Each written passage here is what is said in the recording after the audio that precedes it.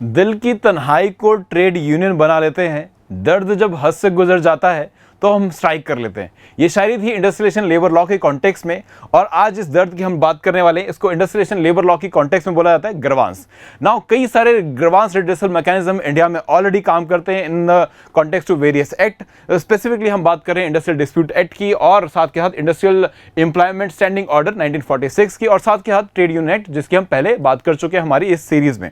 Now हमने हमारी series में अभी तक ये जाना कि ऑलरेडी इंडिया में आपके पास कई सारे एक्ट हैं जिसको सिंप्लीफाई करने के लिए न्यू लेबर कोड आए, और आज का हमारा जो फोकस एरिया है वो कोड ऑन इंडस्ट्रियलाइजेशन है, जो कि इन्हीं ग्रीवांस रिड्रेसल मैकेनिज्म्स को और इंप्रूव या कहें एक नया नजरिया देता है। और आज हमारी इसकी कॉन्सेप्ट सीरीज में हमने इसी नजरिए को समझना है। आज हम लेक्चर नंबर 12 पे आ चुके हैं हमारी की concept and in industrialization labour law की सीरीज में, और मैं दीपक ठाकुर आज आपको यह समझाऊंगा कि कैसे कई सारे एस्पेक्ट पे नए प्रोविजंस लेके आया है कोड ऑन इंडस्ट्रियलाइजेशन, और ये प्रोविजन कैसे इंपैक्ट करते हैं एम्प्लॉय और एम्प्लॉयर रिलेशंस को, जिसमें कि हमारा खासकर फोकस होगा ग्रीवांस रिड्रेसल पर। और इसमें हम देखेंगे कि कैसे कई सारे एस्पेक्ट पर ये काम करता है, जैसे कि ग्रीवांस रिड्रेसल कमेटी बनाने की बात हो, या फिर बात हो कि आपको अगर ट्रेड यूनियन से नेगोशिएट करना है तो वो ट्रेड यूनियन होगी कौन सी। इसमें हम दो कॉन्सेप्ट डिस्कस करेंगे, negotiating council and sole negotiating trade union. इसके बाद हम बात करेंगे कोड ऑन इंडस्ट्रियलाइजेशन क्या बात करता है about new aspect of industrial tribunals या नेशनल इंडस्ट्रियल ट्रिब्यूनल्स के रिगार्डिंग। देन अगर ले ऑफ किया जा रहा है वर्कर्स का, रिट्रेंचमेंट की जा रही है, जो ये कॉन्सेप्ट मैं पहले कवर अप कर चुका हूं। अगर आपने इस वीडियो में दिए गए कुछ कॉन्सेप्ट्स को अगर आपको क्लैरिटी ना हो तो ये सारे कॉन्सेप्ट्स ऑलरेडी जो है मैं पहले हाईलाइट कर चुका हूं डिटेल में इन दिस सीरीज। आज लेक्चर 12 पर हैं हम, और इससे पहले 11 लेक्चर्स हो चुके हैं जिसमें मैंने ले ऑफ क्या होता है, रिट्रेंचमेंट क्या होता है, इस एस्पेक्ट पे बात की है। तो अगर आपने नहीं देखे तो उस पर जाके आप उन वीडियोज़ को जरूर जाके देखिएगा, आपको और क्लैरिटी मिलेगा। देन इसके बाद हम बात करेंगे अबाउट द स्टैंडिंग ऑर्डर की, स्टैंडिंग ऑर्डर के रिगार्डिंग कोड ऑन इंडस्ट्रियलाइजेशन क्या चेंजेस लेके आया है। And then we will talk about the various aspect जहां पर वर्कर को रीस्किल करने की बात की जा रही है। अगर उसका रिट्रेंचमेंट हो गया है तो वो दोबारा एम्प्लॉयबल हो पाए, इसके लिए क्या नए स्किल्स वो ले सकता है, और उसमें स्टेट या गवर्नमेंट कैसे हेल्प कर सकती है, हम उस पर भी बात करेंगे। तो चलिए स्टार्ट करते हैं आज का सेशन। नाउ सबसे पहले बात अगर हम करें with respect to the grievance redressal mechanism, so उसमें कई सारे एस्पेक्ट है। न्यू लेबर कोड के आने की वजह ही यही है ताकि हम कई सारे डायमेंशंस पे काम कर सके एम्प्लॉय और एम्प्लॉयर के रिलेशनशिप में, जिसमें कि हमारा कोशिश होती है कि हम एक ऐसा डिस्प्यूट रिड्रेसल मैकेनिज्म या ग्रीवांस रिड्रेसल मैकेनिज्म दे सकें ताकि आने वाली टाइम पर आगे आने वाले समय में हम कम से कम हमारी इंडस्ट्रीज में डिस्प्यूट हो, और अगर डिस्प्यूट तक बात ना ही पहुंचे ग्रीवांस लेवल तक ही हम उसको रिजॉल्व कर लें। ये डिफरेंशिएशन होता है, ग्रीवांस एक छोटा एस्पेक्ट है और डिस्प्यूट जो है वो एक बड़ा एस्पेक्ट है जो कि अल्टीमेटली स्ट्राइक्स तक लेके जाता है, जो कि उसका सबसे बड़ा आउटकम होता है। नाउ इसके बाद यहाँ पे हम बात करते हैं, न्यू लेबर कोड ने हाईलाइट किया एक नए टर्म का जिसको हम कहते हैं फिक्स टर्म एम्प्लॉयमेंट। इस पे भी हम थोड़ा सा गौर करेंगे, बट इसकी डिटेल एस्पेक्ट में पहले डिस्कस कर चुका हूँ। देन इसमें और किन एस्पेक्ट पे हम फोकस करने वाले हैं वो रीस्किलिंग फंड एंड ऐसी स्टैंडिंग ऑर्डर्स के रिगार्डिंग हम बात करेंगे, और पेनल्टीज भी क्या लगाई जाती हैं न्यू लेबर कोड के तहत अगर ये प्रोविजंस फॉलो नहीं किए जाते। तो आइए देखते हैं सबसे पहले ग्रीवांस रिड्रेसल कमेटी के रिगार्डिंग। ग्रीवांस रिड्रेसल कमेटी, ये कमेटी जो है ये फैक्ट्री लेवल पर या ऑर्गेनाइजेशन या एस्टैब्लिशमेंट लेवल पर काम करती है। इसका मेन फोकस एरिया इस एस्पेक्ट पे रहता है कि मालिक सिर्फ कुर्सी पे बैठा हुआ मजे ना करे, वो ये भी समझे कि वर्कर्स को कई सारे ग्रीवांसेस है उनका रिड्रेसल भी करना जरूरी है, बिकॉज फैक्ट्री में आगे चल के इन कंप्लेंट्स को अगर इस तरह से इग्नोर करेंगे तो आगे चल के ये एक बड़ा डिस्प्यूट बन सकता है, और ये आगे चल के लॉकआउट और स्ट्राइक जैसी सिचुएशन को भी सामने लेके आ सकता है। तो न्यू लेबर कोड ने, कोड ऑन इंडस्ट्रियलाइजेशन ने बात किया इस एस्पेक्ट पे, और बोला कि हर एक एस्टैब्लिशमेंट को जहां पर भी 20 से ज्यादा लोग काम करते हैं वहां पर एक ग्रीवांस रिड्रेसल कमेटी होनी चाहिए, और इस कमेटी में मैक्सिमम जो है 10 मेंबर्स होंगे, और साथ के साथ यहां पर इस कमेटी का काम होगा किसी भी तरह के ग्रीवांस को ओवरसी करना, उसको रिजॉल्व करना एंड देखना कि उसका सोल्यूशन अल्टीमेटली कैसे निकाला जा सकता है। ये सबसे पहला स्टेप है टुवर्ड्स रिड्रेसिंग द ग्रीवांस, ठीक है। ये सबसे इनिशियल लेवल होता है जहां पे एम्प्लॉय जो है अपने इस कमेटी के पास जाकर अपनी कंप्लेंट रेज कर सकता है, और वो कमेटी जो है कोशिश करेगी कि इमीडिएटली इसका सोल्यूशन निकल जाए with the consultation of the management and ultimately the owner और द मालिक। नाउ इसमें अगर ये कमेटी नहीं बनाई जाती है या अप्रोप्रिएटली फंक्शन नहीं करती है तो कोड ऑन इंडस्ट्रियलाइजेशन इस एस्पेक्ट पे एक फाइन रखता है, एक पेनल्टी है, दैट इज ऑफ ₹1,00,000। अगर ₹1,00,000 की पेनल्टी आपको लग सकती है अगर आपने इस कोड के अप्लाई होने के बाद भी और आपकी फैक्ट्री में अगर 20,000 लोग काम कर रहे हैं तब भी आपने ग्रीवांस रेड्रेसल कमेटी नहीं बनाई है तो। नाउ इसके पार्ट अगर ये कमेटी भी इफेक्टिवलेस साबित होती है, मतलब इसका कोई रिजल्ट नहीं आ रहा है इस कमेटी से, तो 1 साल के अंदर आपके एम्प्लॉइज को, जो भी एम्प्लॉय यहाँ पे काम करे, उसके पास ऑप्शन होता है कि वो आगे भी परस्यू कर सकता है। मतलब अब ये नेक्स्ट लेवल पे जाएगा जहां पे कॉन्सिलिएशन ऑफिसर्स होते हैं government appointed, similarly labour courts भी होती हैं एंड देन ट्रिब्यूनल का भी एक स्टेज होता है जो कि हाईएस्ट स्टेज माना जाता है with respect to grievance redressal. ठीक है, वो एक फॉर्मल तरीका है और ये इंस्टीट्यूशनल तरीका है, इंस्टीट्यूशन या ऑर्गेनाइजेशन के लेवल पर ये एक वे आउट रहता है। नाउ इसके बाद नेक्स्ट स्टेज पे हम चलें तो this is all about the grievance redressal committee. इसके बाद नेक्स्ट हम बात करें रिगार्डिंग द नेगोशिएटिंग काउंसिल। ये 2 तरीके से काम करती है, बेसिकली इसका 2 बेनिफिट हैं। एक तो ये ट्रेड यूनियंस, हमने जब ट्रेड यूनियन एक्ट किया था, जो इसकी कॉन्सेप्ट सीरीज का सबसे पहला लेक्चर था, उसमें हमने बात की थी कि ट्रेड यूनियन बनाने के लिए अगर आपकी फैक्ट्री में मिनिमम 7 या 10% का क्राइटेरिया फुलफिल कर सकते हैं of workers uniting and forming association, तो आप जो है एक ट्रेड यूनियन बना सकते हैं। अदरवाइज 100 का भी यहाँ पे मिनिमम क्राइटेरिया जो भी मिनिमम रहेगा वो अप्लाई होगा। नाउ अगर एक फैक्ट्री में 200 लोग हैं और अगर 10% का क्राइटेरिया आप फॉलो करेंगे तो आप यहाँ पर 20 के आसपास जो है ट्रेड यूनियंस बना लेंगे। सो दैट कैन यहाँ पे आप 10 के आसपास जो है ट्रेड यूनियंस बना लेंगे और ये एक हैम्पर कर सकता है एक नेगोशिएशन को भी, कि एम्प्लॉयर को अब ये नहीं पता लगेगा कि वो किससे नेगोशिएट करे। तो इस मुश्किल को आसान करते हुए न्यू लेबर कोड ने, कोड ऑन इंडस्ट्रियलाइजेशन ने 2 कॉन्सेप्ट को सामने रखा, that is sole negotiating union and negotiating council.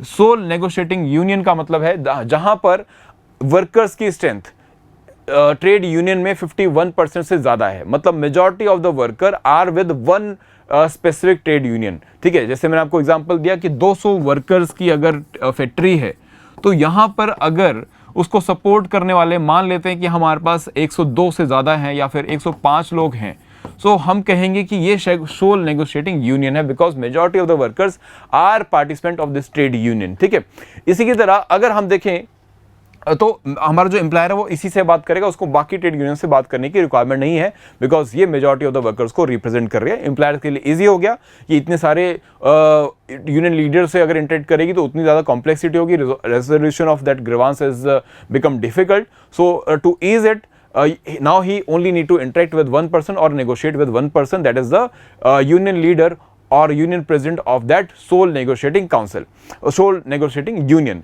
Now अब बात करते हैं negotiating council. Negotiating council ऐसी सिचुएशन है जहां पर कोई भी ट्रेड यूनियन ये क्राइटेरिया फुलफिल नहीं कर पा रही, मतलब 51% वाला क्राइटेरिया जो है वो फुलफिल नहीं कर पा रही। ऐसी सिचुएशन में एक काउंसिल बनेगी जिसमें ये देखा जाएगा कि कौन कौन सी ट्रेड यूनियंस के पास 20% से ज़्यादा जो है वर्कर का सपोर्ट है। तो अगर ए, बी, सी एंड डी, इनमें से अगर ए, बी, सी के पास 20% से ज़्यादा, मतलब हर एक में 20%, किसी के पास 20% है, किसी के पास 30% है, किसी के पास 25% है, तो इन तीनों से ही ट्रेड यूनियन जो है, जो मैनेजमेंट है वो बात करेगी in the form of negotiating council. ये काउंसिल बन जाएगा। तो यहाँ पे 3 प्रेसिडेंट आएंगे, किसके trade union A, B and C के, और इनसे बात की जाएगी। डी से बात नहीं की जाएगी बिकॉज उसके पास बहुत कम नंबर में एम्प्लॉइज यहाँ पर उसको सपोर्ट कर रहे हैं। ठीक है, यहाँ पे अगर आप फर्दर कैलकुलेशन में जाओगे तो मुझे एक ई भी ऐड करना पड़ेगा और मैं डी और ई में ये जो डिवीजन है कर दूंगा कि इसके पास 13% और इसके पास 12% वर्कर्स का सपोर्ट है। ठीक है, तो ये डी और ई से बात ना करके ये सिर्फ बात करेगा with respect to A, B, C से। ठीक है, और यही हमारी होगी नेगोशिएटिंग काउंसिल। क्लियर हो गया? ये कॉन्सेप्ट जो है कोड ऑन इंडस्ट्रियलाइजेशन ने इंट्रोड्यूस किया है to ease industrial relations between the employee and the employer. Okay, इसके बाद नेक्स्ट एस्पेक्ट पे आते हैं। नाउ अगर अब नौबत आ ही गई है स्ट्राइक तक, ठीक है। अगर बात हाथ से निकल चुकी है और ग्रीवांस रिड्रेसल कमेटी में भी कोई सोल्यूशन नहीं हो पाया है और ऐसे ही ट्रेड यूनियन से बार्गेन करने से या कलेक्टिव बार्गेन करने से भी कोई सोल्यूशन नहीं निकला है, तो नेक्स्ट हमारे पास स्टेज आती है, दैट इज स्ट्राइक। और स्ट्राइक में भी अगर ट्रेड यूनियन इसको as a tool of last resort use करते हैं, मतलब सबसे आखिरी हथियार है इस्तेमाल करने का। ना इस हथियार को इस्तेमाल करने पर कुछ रेगुलेशन जो है वो स्ट्रिक्ट की गई हैं कोड ऑन इंडस्ट्रियल रिलेशन में। पहले की सिचुएशन से अगर हम कंपेयर करें तो इन्होंने अभी हम इसे स्ट्रिक्ट काउंट करते हैं। क्यों? क्योंकि अब बोला गया कि अगर स्ट्राइक करनी है तो आपको 60 डेज बिफोर, आपको स्ट्राइक करने से 60 डेज बिफोर जो है नोटिस देना है और 14 दिन के अंदर, नोटिस देने के 14 दिन के अंदर आप स्ट्राइक नहीं कर सकते। तो मतलब आप 14 दिन, आपने जब स्ट्राइक के लिए कॉल किया तो आप 14 दिन के बाद ही स्ट्राइक कर पाएंगे और ये स्ट्राइक जो है आपके 60 डेज के अंदर जो है वो हो जानी चाहिए। ठीक है, तो that will be the window, अगर मैं इसको सिंपल फॉर्म में प्रेजेंट करूँ तो। ठीक है, दूसरी बात, इसके अलावा क्योंकि हो सकता है पैरेलली कुछ और भी प्रोसेस चल रहे हो जहां पे आपका जो इशू है, ट्रेड यूनियन का जो इशू है, वो ऑलरेडी किसी और लेवल पर भी डिस्कस हो रहा हो, जैसे कि काउंसिलिएशन के प्रोसेस में। काउंसिलिएशन मतलब आप किसी के पास गए हैं, किसी गवर्नमेंट ऑफिशियल या फिर इंटरनल कमेटी के पास, जहां पे आपकी जो काउंसिलिएशन ऑफिसर्स हैं वो कोशिश कर रहे हैं इस ग्रीवांस को रिड्रेस करने की, जिसके लिए आपने स्ट्राइक बुलाई है। तो ये स्ट्राइक आप तभी नहीं कर पाएंगे जब ये काउंसिलिएशन का प्रोसेस जो है वो चल रहा होगा। जब ये काउंसिलिएशन का प्रोसेस चल रहा होगा तभी आप स्ट्राइक नहीं कर सकते। इसके साथ साथ इसका रिजल्ट, जो भी काउंसिलिएशन का प्रोसीडिंग का रिजल्ट आएगा उसके 7 दिन के बाद, उसके 7 दिन के अंदर भी आप स्ट्राइक नहीं कर सकते। क्यों? क्योंकि काउंसिलिएशन प्रोसीडिंग का जो भी रिजल्ट आएगा, आपके पास 7 दिन का विंडो होता है कि आप इसे अपील फाइल कर सकते हो टू द हायर स्टेचर्स, चाहे वो कोर्ट केस हो, चाहे वो लेबर कोर्ट जाने की बात हो या ऐसी और मैकेनिज्म। नाउ इसके बाद ऐसी अगर इंडस्ट्रियल ट्रिब्यूनल में हेयरिंग चल रही है तो वहां पर भी आप तब तक स्ट्राइक नहीं करेंगे उस मुद्दे पर। किसी और मुद्दे पे करना चाहे तो कर सकते हैं, उस मुद्दे पे आप स्ट्राइक नहीं करेंगे। And similarly this goes for the other arbitration also. Now मैंने क्यों बोला कि ये एक स्ट्रिक्ट प्रोविजन है with context to the previous aspect, या अभी इन प्रैक्टिस चल रहा है उसके अगर हम कंपेयर करूं तो ये स्ट्रिक्ट है, क्योंकि अभी जो आपका इंडस्ट्रियल डिस्प्यूट एक्ट है 1947, इसमें provision with respect to strike ये लिमिटेड था कि नोटिस देने की रिक्वायरमेंट सिर्फ पब्लिक यूटिलिटी सर्विसेज को है। सिर्फ जो पब्लिक यूटिलिटी सर्विसेज हैं उन पर ही ये रिस्ट्रिक्शन था कि उनको पहले जो है गवर्नमेंट को इन्फॉर्म करना है, 14 दिन का नोटिस देना है और 14 दिन के नोटिस के बाद ही वो जो है स्ट्राइक कर सकते हैं। ये प्रोविजन था इंडस्ट्रियल डिस्प्यूट एक्ट का with respect to public utility services. Now public utility services में पहले समझा चुका हूं, जस्ट टू रिकॉल, ये वो सर्विसेज हैं जो पब्लिक सर्विसेज, जो पब्लिक की ज़रूरत हो या उनकी नेसेसिटी से जुड़ी हैं, जैसे कि वाटर वर्क्स, जैसे कि ट्रांसपोर्ट की सर्विस और ऐसे ही और सर्विसेज जिसको गवर्नमेंट नोटिफाई कर दे कि ये पब्लिक यूटिलिटी सर्विसेज हैं for in the public interest. ठीक है, तो पहले क्या प्रोविजन था कि इंडस्ट्रियल डिस्प्यूट एक्ट कहता था कि अगर आप पब्लिक यूटिलिटी सर्विस से जुड़े हुए हैं तो आप स्ट्राइक पे जा सकते हैं, तभी जब आप 14 दिन का नोटिस दें। आपकी स्ट्राइक 14 दिन के बाद ही हो सकती है, उससे पहले नहीं हो सकती। बट ऐसी कोई कंडीशन और एस्पेक्ट पे नहीं थी, मतलब अगर आप पब्लिक यूटिलिटी सर्विस से जुड़े हुए नहीं हैं तो आपको स्ट्राइक करने से पहले नोटिस देने की ज़रूरत नहीं थी। अब ये एम्प्लॉयर के लिए बड़ी प्रॉब्लमेटिक बात थी, बिकॉज वो देख रहा है कि उसने प्लान किया कि भाई मुझे प्रोडक्शन इंक्रीज करनी है, मुझे नेक्स्ट डे से ये सारी मैनेजमेंट अरेंज कर ली कि भाई हम अब प्रोडक्शन को इस तरह से इंक्रीज करेंगे। लेकिन नेक्स्ट डे जब वो ऑफिस गया तो उसने देखा गेट पे ताला लगाया और बाहर वर्कर्स ने स्ट्राइक कर दी है। तो ये आर्बिट्रेरी स्ट्राइक के कैटेगरी में आती है कि ऐसे आर्बिट्रेरी एक्शंस ना हो ट्रेड यूनियन की तरफ से भी और एम्प्लॉयर की तरफ से भी, क्योंकि ये प्रोविजन दोनों पे अप्लाई होगा। ट्रेड यूनियन जो है स्ट्राइक करती है और एम्प्लॉयर जो है लॉकआउट कर देता है, मतलब फैक्ट्री को ताला लगा देता है। सो वो ऐसा दोनों ही तरफ से ना हो, इसलिए रिक्वायरमेंट अब ये डाली गई है कोड ऑन इंडस्ट्रियल रिलेशंस में कि अब आपको प्रायर नोटिस देने पड़ेंगे, इसके बिना आप स्ट्राइक नहीं कर सकते, चाहे आप पब्लिक यूटिलिटी से जुड़े हों या पब्लिक यूटिलिटी के अलावा आप कहीं पे काम कर रहे हो। ठीक है, तो दोनों ही एस्पेक्ट पे अभी अप्लाई हो गया। पहले ये सिर्फ आपका पब्लिक यूटिलिटी सर्विस पर अप्लाई होता था। आई होप क्लैरिटी यहां पर आपको मिल गई है। इसके बाद आगे चलते हैं। नाउ इसके अलावा कुछ और भी चेंजेस हैं, कुछ बड़े चेंजेस जिसके लिए ट्रेड यूनियन अभी तक लड़ाई कर रही हैं। 2020 में गवर्नमेंट ने ये पार्लियामेंट से पास करवाए थे कोड, अभी तक इंप्लीमेंट तो नहीं हुए, लेकिन 2020 से ही जो ट्रेड यूनियन है इसको अपोज कर रही हैं कई खास एस्पेक्ट पे। जैसे कि एक एस्पेक्ट है यहाँ पर with respect to classification of work with respect to applicability of this code on industrialization itself, जहाँ पे बात आती है कि अगर आप किसी को ले ऑफ कर रहे हो, अगर आप किसी को रिट्रेंच कर रहे हो, मतलब टर्मिनेशन ऑफ सर्विस है, तो गवर्नमेंट को इन्फॉर्म किया जाता था as per industrial dispute act 1947, अगर आपकी फैक्ट्री में 100 से ज़्यादा एम्प्लॉयज़ हैं। तो अगर आप किसी को निकालना चाह रहे हैं और आपकी फैक्ट्री में 100 से ज़्यादा एम्प्लॉइज़ हैं, तो आपको पहले एक प्रायर नोटिस जो है वो स्टेट गवर्नमेंट को, या एप्रोप्रिएट गवर्नमेंट बोलूँगा यहाँ पर, चाहे वो स्टेट गवर्नमेंट हो या सेंट्रल गवर्नमेंट, सो उनको आपको इन्फॉर्म करना होता था कि हम इतने नंबर ऑफ एम्प्लॉइज़ जो हैं इस रीज़न से हम ले ऑफ या रिट्रेंच करना चाह रहे हैं। लेकिन अब ये 100 पे अगर अप्लाई है तो मतलब काफ़ी एम्बेड जो है, इस काफ़ी सारी फैक्ट्रीज जो हैं इसके परव्यू में आ जाती थी। तो ये एक सोशल सिक्योरिटी ऑफ या जॉब सिक्योरिटी का एक प्रोविज़न था। इसी को अपोज कर रही हैं ट्रेड यूनियन, क्योंकि अब ये लिमिट जो है वो इंक्रीज़ कर दी गई है। अब ये लिमिट जो है 100 से बढ़ा के 300 कर दी है। तो मतलब अब जो फैक्ट्री 100, 150, 200, 250 या 299 वर्कर्स तक चल रही हैं वो इससे बाहर हो गई।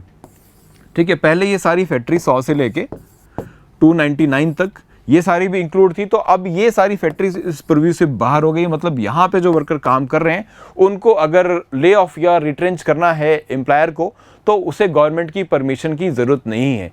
इसी वजह से इसे बहुत ज़्यादा क्रिटिसाइज़ किया जा रहा है, बिकॉज एक सोशल सिक्योरिटी थी वर्कर्स को कि अगर एम्प्लॉयर को निकालना है तो गवर्नमेंट के पास जाता था, गवर्नमेंट अगर अप्रूव नहीं करती है तो वर्कर को आप नहीं निकाल सकते।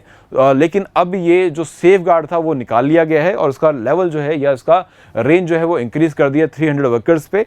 गवर्नमेंट का कहना है कि वो इसलिए कर रहे हैं ताकि एक अच्छा इन्वायरमेंट बना सके फॉर इकोनॉमिक डेवलपमेंट या इंडस्ट्रियल डेवलपमेंट, बिकॉज एम्प्लॉयर बहुत ज़्यादा परेशानी में आ जाते हैं कि और वर्कर्स को हायर करें या ना करें, बिकॉज निकालना मुश्किल हो जाएगा। तो इसलिए इसे ईज आउट किया गया है। तो फेवर और अगेंस्ट दोनों में हमारे पास पॉइंट है इस कॉन्टेक्स्ट में। नाउ इसके बाद जो वर्कर जो ट्रेड यूनियन डिस्प्यूट एक्ट में कवर अप किए जाते थे, उनका एक क्राइटेरिया हुआ करता था कि अगर 10,000 से कम की सैलरी है तो उनको इस क्राइटेरिया में इंक्लूड किया जाता था।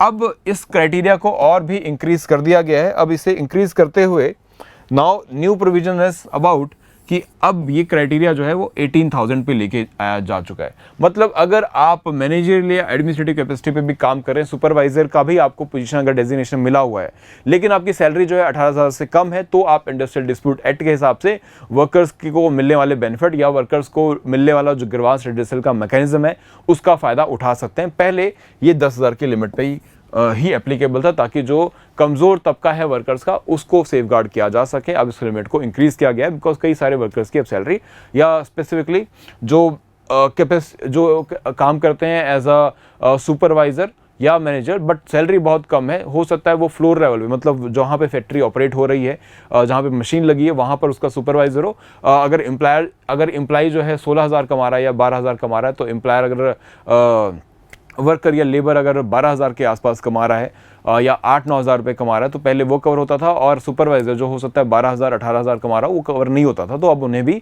कवर अप कर लिया गया है, क्योंकि दोनों में बहुत ज़्यादा फर्क नहीं है।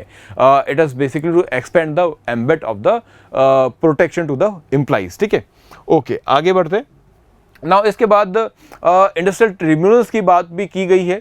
इंडस्ट्रियल ट्रिब्यूनल्स ऑलरेडी ही काम कर रहे हैं इंडिया में, बट यहाँ पर कोड ऑन इंडस्ट्रियलाइजेशन जो बात करता है वो बात करता है नेशनल इंडस्ट्रियल ट्रिब्यूनल्स की, जहाँ पर वो 2 तरह के ट्रिब्यूनल्स की एस्पेक्ट पे बात कर रहा है, जिसमें कि वो कह रहा है कि नेशनल ट्रिब्यूनल जो है वो हमें एस्टैब्लिश करने चाहिए या किए जाएंगे अंडर दिस कोड। एंड इनके आने के बाद हमें जो आपके लेबर कोड्स हैं या फिर इसके साथ साथ आपके और एस्पेक्ट जो छोटे कोड्स ऑल फंक्शंस करते हैं इन वेरियस एस्पेक्ट, उन्हें आपकी रिक्वायरमेंट या उनकी हमें रिक्वायरमेंट नहीं रहेगी। जैसे कि आपका कोड ऑफ इंक्वायरी एक एस्पेक्ट है जो कि हम इंडस्ट्रियल डिस्प्यूट एक्ट का एक इम्पॉर्टेंट प्रोसेस है, जहाँ पे आप जा सकते हैं अपने ग्रीवांस को लेके।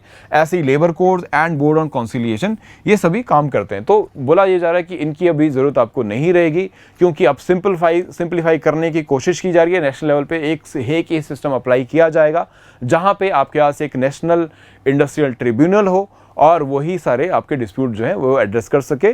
State wise definitely depending upon the need और भी कई सारे इंडस्ट्रियल ट्रिब्यूनल्स बनाए जाएंगे, बट इसके अलावा नेशनल ट्रिब्यूनल भी बनाया जाएगा ताकि जो बड़े इश्यूज़ हैं, जो इकोनॉमिक आस्पेक्ट जो इंडिया की इकॉनमी को इम्पेक्ट कर सकते हैं, उन इश्यूज़ को डिस्कस या उन इश्यूज़ को जल्दी से जल्दी निपटारा उनका कर सके, सेटलमेंट उनकी कर सके, या उसका गर्वांश जो है जो उस लेवल पे पहुंच चुका है, एक बड़े लेवल पे आ चुका है, तो वो नेशनल लेवल पे अगर आ चुका है तो उसको भी फटाफट निपटारा किया जा सके। सो ये एस्पेक्ट है with respect to national tribunals के कॉन्टेक्स्ट में, जहाँ पे हम बात कर रहे हैं नेशनल ट्रिब्यूनल्स एस्टैब्लिश करने की, एक या एक से ज़्यादा हो सकते हैं। इसके अलावा हम और भी इंडस्ट्रियल ट्रिब्यूनल्स को एस्टैब्लिश करने की बात करते हैं, और जो जिनके ज़रिए हमारी कोशिश है कि हम जो कोर्ट्स हैं, लेबर कोर्ट्स हो गई या फिर कॉन्सिलिएशन का जो प्रोसेस जिसमें हमारे पास बोर्ड ऑफ इंक्वायरी या फिर आप बोर्ड ऑफ कॉन्सिलिएशन, ये सारे हम इसको रिप्लेस कर सकें। नाउ नेक्स्ट चलते हैं, इसके बाद हम बात करेंगे स्टैंडिंग ऑर्डर। स्टैंडिंग ऑर्डर या इंडस्ट्रियल स्टैंडिंग ऑर्डर एक्ट, ये एक मॉडल एक्ट बनाता है, ये एक मॉडल स्टैंडिंग ऑर्डर प्रोवाइड करता है, जिसके तहत हर एक एम्प्लॉयर को, हर एक एस्टैब्लिशमेंट को, बेसिकली एक नंबर है इसका एस्टैब्लिशमेंट का, जहाँ पे ये बोला गया है कि आपको ये मॉडल कोड जो है या ये मॉडल लॉ जो है आपको अपनी एस्टैब्लिशमेंट में अप्लाई करना चाहिए। बेसिकली ये एक तरह की रूल बुक है जिसकी कोशिश ये होती है कि हर एक एस्पेक्ट पे, वर्क लेबर से जुड़े हर एक एस्पेक्ट पे रूल रेगुलेशन जो है फैक्ट्री में डिसाइड किए जा सके, ताकि सबको क्लैरिटी रहे कि क्या रूल रेगुलेशन है और क्या पेनल्टीज हो सकती हैं अगर इनका पालन नहीं किया जा सकता, या क्या स्टेप उठाए जा सकते हैं। नाउ एम्प्लॉई को भी क्लियर होगा कि वो क्या रूल्स हैं, क्या फॉलो करना है, क्या डिसिप्लिन होगा इंडस्ट्री में फॉलो करने के लिए। सो ये बड़ा इम्पैक्टफुल तरीका रहता है। नाउ लेकिन इसमें वेरिएशन बहुत सारी है। Industrial employment standing order act जो है, ये एक मॉडल एक्ट है जैसे मैंने बताया, तो इसको अप्लाई करने के लिए स्टेट गवर्नमेंट अपना चेंजेस में लेके आ सकते हैं। तो हर एक स्टेट में कई सारे चेंजेस हैं, कई एस्टैब्लिशमेंट, कई स्टेट्स में प्रोविजन है कि जो 50 से ऊपर वर्कर जहाँ पे काम करते हैं वहाँ पर ही इस स्टैंडिंग ऑर्डर की ज़रूरत उनको होगी, या स्टैंडिंग ऑर्डर उनको बनाना पड़ेगा, और कहीं पर तो 300 तक लेके चले गए हैं। तो रेंज बहुत ज़्यादा है, कहीं पे 50 वर्कर्स पे अप्लाई कर दिया, कहीं पे 300 पे अप्लाई कर दिया। ना न्यू लेबर कोड कहता है कि इसको हमें चेंज करना चाहिए, एक सिंपलीफाई करना चाहिए, ताकि हम ज़्यादा से ज़्यादा वर्कर्स को इसके एम्बेट में लेके आ सके, उनको प्रोटेक्शन मिल सके। बिकॉज अगर रूल क्लियर होंगे गेम के तो उसको खेलना आसान होता है। एम्प्लॉय को अपने अधिकारों का पता होगा, उसको यही पता होगा कि क्या वायलेशन हो सकती है, मिसकंडक्ट की कैटेगरी में क्या आ सकता है। बिकॉज इसमें इस रूल बुक में या स्टैंडिंग ऑर्डर में लिखा जाता है कि वर्किंग आवर्स क्या है, छुट्टी कब मिल सकती है, हॉलिडे कब होगी, लीव के क्या प्रोविजन है, सैलरी कब आती है, सैलरी लेने का तरीका क्या होगा। इवन यहाँ पे ये भी लिखा जा सकता है कि आप किस गेट से एंटर करेंगे और आपकी सिक्योरिटी चेक किस तरह से की जा सकती है। तो ये सारे एस्पेक्ट जो है इस रूल बुक में लिखे जाते हैं। इनको कई जगह पे फ्लेक्सिबिलिटी है और कई जगह पे इनको एज इट इज़ फॉलो करना होता है। जैसे कि आईटी सेक्टर की जो कंपनीज हैं उनको इसमें कोई वर्कर्स का क्राइटेरिया नहीं है, वहाँ पर सिंपली अगर वो आईटी सेक्टर से एसोसिएटेड हैं तो ये रूल एज इट इज़ उनके ऊपर अप्लाई हो जाते हैं। अब इसी को चेंज करते हुए न्यू लेबर कोड ने बोला है कि अब हम जो है 100 या 100 से ज़्यादा अगर वर्कर्स हैं तो वहाँ पे स्टैंडिंग ऑर्डर बनाना मैंडेटरी रहेगा। मतलब अब ये 50 और 300 का वेरिएशन या ऐसे और वेरिएशंस नहीं चलेंगे। अब हम सिंपलीफाई करेंगे, दैट इज़ 100 वर्कर्स अगर आपके एस्टैब्लिशमेंट में काम कर रहे हैं तो आपको एक स्टैंडिंग ऑर्डर वहाँ पर होना चाहिए, ताकि वो रूल्स क्लियर रहें कि किस रूल्स के तहत वर्कर्स को काम करना है। और अगर कोई ग्रीवांस आता है तो ग्रीवांस को मिनिमाइज करने का एक तरीका है, क्योंकि अगर सबको रूल क्लियर होंगे तो फॉलो जो कर रहा है उसे पता है, जो वायलेट कर रहा है या उसका उल्लंघन कर रहा है उसे भी पता है कि वो उल्लंघन कर गया है, तो मिसकंडक्ट पे क्या पनिशमेंट होगी वो भी क्लियर रहेगी। So this is just to minimize those kind of grievances. इसके बाद आगे चलते हैं, दैट इज एक बड़ा इशू जो हम देखते हैं विद रिस्पेक्ट टू एम्प्लॉइज, वो है उनकी एम्प्लॉयमेंट की कंडीशंस या स्पेसिफिकली टर्म ऑफ एम्प्लॉयमेंट, कि नौकरी कब तक करेंगे और कब तक क्या उसमें कब निकाला जा सकता है। इस पे मैंने पहले डिटेल में बात की है।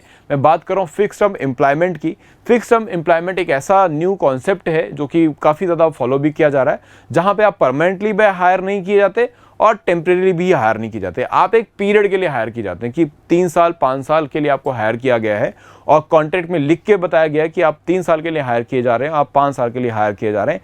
इससे बेनिफिट क्या होता है, एम्प्लॉई को पता है कि उसका टर्म ऑफ एम्प्लॉयमेंट कितना रहने वाला है, एम्प्लॉयर को पता है कि वो 3 साल के बाद या 5 साल के बाद अगर निकालेगा तो उसे गवर्नमेंट को इन्फॉर्म करने की जरूरत नहीं पड़ेगी, बिकॉज ये कॉन्ट्रैक्ट है और कॉन्ट्रैक्ट जो है जब एंड हो जाएगा तो there is no need for any kind of a notification to the government.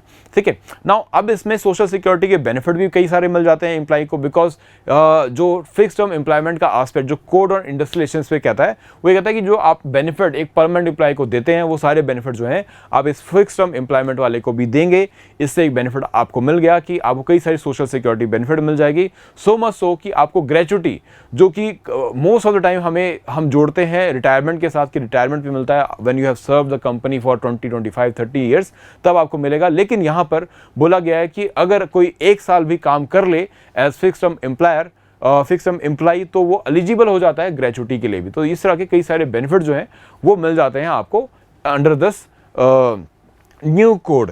Now इसके बाद लास्ट एस्पेक्ट पे बात करेंगे, जिसमें हम देखेंगे रीस्किलिंग के एस्पेक्ट पे। रीस्किलिंग क्या है कि अगर आपने किसी वर्कर को ले ऑफ किया है, रिटेंच किया है फॉर सम रीज़न, नाउ अब इस वर्कर के साथ आप काफ़ी टाइम तक जुड़े रहे और आपके लिए, आपको इस वर्कर के लिए एक सहानुभूति भी है। आप चाहते हैं कि ये आगे चल अपना एक अंधेरे में इसका भविष्य ना चला जाए। You want it to have a secure future. So for that purpose this fund has been created under the code on industrialization, जहाँ पे बात आती है कि आप क्या कर सकते हैं कि आप एक किसी भी तरह का फंड कर दें ताकि ये अपने आप को रीस्किल कर सके, अपने जो स्किल्स हैं उनको इम्प्रूव कर सके, जिसकी वजह से इसकी नौकरी गई है। ठीक है, because economic situation, technological situations are changing. Maybe he was not that educated, maybe वो जो मशीनरी है, जो नई मशीनरी है, उसको यूज़ नहीं कर पा रहा है या उसको ऑपरेट नहीं कर पा रहा है, तो उसको उस तरह की ट्रेनिंग, चाहे ड्राइवर की ट्रेनिंग या ऐसे ही जो आपकी ऑटोमेटिक मशीन्स हैं उनको उसको ऑपरेट करने का तरीका, वो सब कुछ सिखाया जा सके ताकि ये दोबारा से एम्प्लॉयबल बन सके। तो ये भी प्रोविजन जो है कोड ऑन इंडस्ट्रियलाइजेशन प्रोवाइड करता है, जहाँ बोला गया है कि जिस दिन वर्कर को आपने ले ऑफ किया, उस महीने जो उसकी सैलरी थी उसका 50%, मतलब 15 डेज़ की जो सैलरी है वो आप यहाँ पे कंट्रीब्यूट करेंगे ताकि वो उसके रीस्किलिंग के लिए यूज़ कर सके। और इस फंड में पैसा जो लेके आ जाएगा, ये आपका रीस्किलिंग फंड है, जिसमें और भी चैनल से पैसा लेके आया जा सकता है, बिकॉज इंडस्ट्रीज काफ़ी सारी हैं। गवर्नमेंट अलग अलग सोर्सेज से भी पूल कर सकती है पैसा for these workers, so that उनको एक असिस्टेंस मिल सके एंड उनकी सोशल सिक्योरिटी जो है वो इंश्योर की जा सके। तो ये थे सारे aspect with respect to code on industrialization, जिसमें हमने हमारा फोकस एरिया था ग्रीवांस रेड्रेसल मैकेनिज्म और उसमें आने वाले changes with code on industrialization. Now अगर आपको इसको वीडियो को यूजफुल लगी है और आपको लगता है कि आपके एग्जाम में ये डेफिनेटली यूजफुल होगी, तो ऐसे कई सारे कॉन्सेप्ट हम डिटेल में कवर अप कर रहे हैं in our full fledge course जो अभी लाइव चल रहा है और जिसमें मैं दीपक ठाकुर आपको इंडस्ट्रियलाइजेशन, लेबर लॉ और सोशल सिक्योरिटी पढ़ा रहा हूं। अगर आपको लगता है एपीएफसी की तैयारी में और ईओ की तैयारी में, जो कि ईपीएफओ के एग्जाम्स हैं, यूपीएससी कंडक्ट करने वाला है, अगर आपको लगता है कि इस तैयारी में आपकी कोई कमी रह गई है या आपका अभी तक इंडस्ट्रियलाइजेशन, लेबर लॉ इतने अच्छे से कवर नहीं हुआ है जितनी अच्छे से हम कोशिश कर रहे हैं आपको कवर करवाने की, तो आप हमारा पेड कोर्स परचेज कर सकते हैं। इस कोर्स के लिंक जो हैं आपको वीडियो के डिस्क्रिप्शन में मिल जाएंगे। इंडस्ट्रियलाइजेशन, लेबर लॉ और अकाउंटिंग का एक सेपरेट कोर्स बना हुआ है, you can enrol for that. अगर आपको लगता है कि यही दो मॉड्यूल्स आपके सबसे वीक हैं ये, या इस पर आप कवर नहीं कर पाए हैं अभी तक, तो आप इसको परचेज कर सकते हैं। या अगर आपको लगता है कि आपको फुल एज प्रिपरेशन की रिक्वायरमेंट है respect to all aspect, general studies भी, सीसेट भी और इंडस्ट्रियलाइजेशन, लेबर लॉ, इन सब पे आपको तैयारी की जरूरत है, अकाउंटिंग इंक्लूडेड, तो आप हमारा फुल कोर्स भी ले सकते हैं, जिसके लिंक आपको इस वीडियो के डिस्क्रिप्शन में मिल जाएंगे। ठीक है, this is all from my side. I hope you like the video. If you then please share it with other aspirants of EPFO and you can give your feedback in the chat box also. This is Deepak Thakur signing off for today. See you in the next video, next session of Key Concept series. Thank you so much.